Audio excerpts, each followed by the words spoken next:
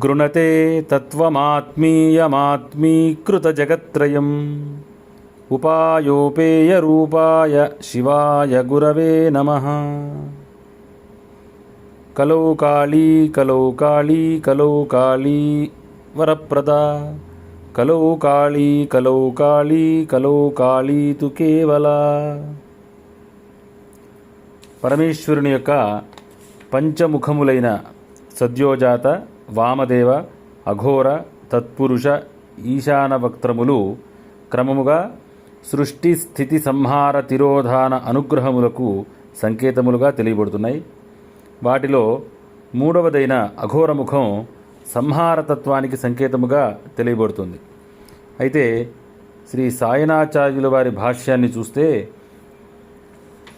అఘోరనామకో దక్షిణవక్త్రరూపో దేవః తస్య విగ్రహా అఘోరాః సాత్వికత్వేన శాంతాః అన్యే తు ఘోరా రాజసత్వేనోగ్రాః అపరే తు తామసత్వేన ఘోరాదపి ఘోరతరాః. అంటే అఘోరమనబడే దక్షిణవక్త్ర శివరూపము సాత్విక, రాజస, తామస భేదముల చేత శాంత, ఘోర, ఘోరతరములుగా తెలియబడుతూ శాంతతత్వముతో ఆశ్రితులను భక్తులను రక్షించటం, ఘోరతత్వము చేత మన అంతఃశత్రువులైన కామక్రోధాది అరిషడ్వర్గమును నిగ్రహించుచు మనకు సమస్త భోగములను ప్రసాదించటం, ఘోరతర తత్వము చేత సమస్త శత్రు నిగ్రహము చేయుట. ఈ విధంగా సమిష్టిగా అంతర్బహిశత్రు నిగ్రహముతో కూడిన సర్వారిష్ట నివారణ, సర్వతోముఖ రక్షాకరముగా అఘోర రూపము తెలియబడుతుంది. అదేవిధంగా భైరవతత్వం కూడా భరణాత్ రమణాచ్చేవ వమనాత్ భైరవ స్మృత అని సృష్టి స్థితి సంహారములను మూడిటిని నిర్వహించే శివతత్వం భైరవుడిగా తెలియబడుతూ, ప్రత్యేకించి నిగ్రహే భైరవ స్మృత అనే వాక్యం శత్రు నిగ్రహానికి భైరవుని యొక్క ప్రాధాన్యతను మనకు తెలియజేస్తుంది.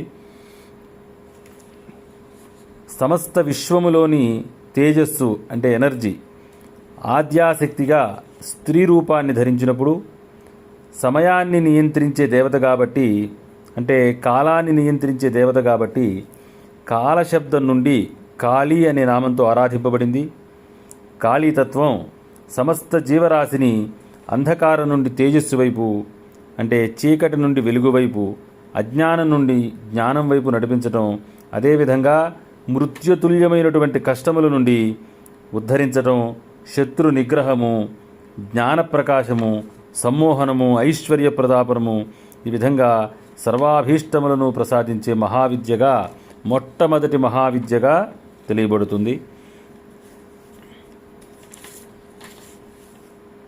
ఈ అఘోర, భైరవ, కాళీతత్వాలు సమిష్టిగా ఈ మూడు కూడా సృష్టి స్థితి సంహారములను నిర్వహించేటటువంటి మహావిద్యలు. ఈ మహావిద్యలైనటువంటి ఈ మూడు తత్వాల యొక్క సమిష్టి రూపంగా అఘోర భైరవీ కాళీ దేవతారూపాన్ని మనకి విద్యా జ్ఞానములను ప్రసాదించే సాత్విక రూపమును, ఐశ్వర్య కామభోగాలను ప్రసాదించే రాజస్వరూపమును, శత్రు నిగ్రహము, ఆత్మరక్షణ ప్రసాదించే తామస్వరూపమును సమిష్టిగా సర్వాభీష్టప్రదాయినిగా శ్రీ శుకానందనాథుల వారి చేత సమాజానికి అందింపబడింది. తంత్రములలో అతి గోప్యమైనటువంటి విద్యలలో ఈ అఘోర భైరవి కాళీ విద్య తెలియబడుతోంది. ఈ విద్యని దక్షిణాచారములో, వామాచారములో రెండు ఆచారములలోనూ సాధన చేయవచ్చును. ఈ సాధనా విధానం వామాచారంలో అతి కఠినముగా, తీవ్రముగా, చాలా కఠోరమైనటువంటి నియమాలతో చేయవలసి ఉంటుంది. అదే దక్షిణాచార మార్గంలో సాత్వికమైనటువంటి ఆహారమును తీసుకుంటూ, ప్రత్యేకించి ఏ ఆచారములో చేసినప్పటికీ గురుముఖత మంత్రాన్ని మనం ఉపదేశం తీసుకుని సాధనా విషయములను పూర్తిగా గురువు ద్వారా తెలుసుకుని ఈ మంత్రాన్ని 3 లక్షల పురస్చరణ చేయాలి.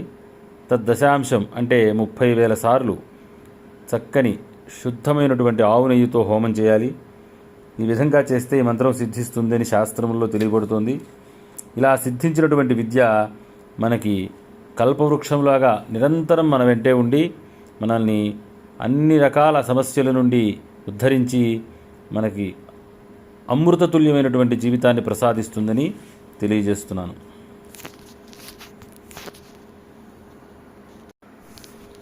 ఈ అఘోర భైరవి కాళీ మంత్రం భ్రైం హుం క్రీం కాళీ అఘోరే భైరవి స్వాహ. ఓం భ్రైం హ్రీం క్రీం కాళీ అఘోరే భైరవి స్వాహ అని 2 విధములుగా తెలియబడుతుంది. ఈ 2 మంత్రాలు కూడా ఉపాస్యమానములే.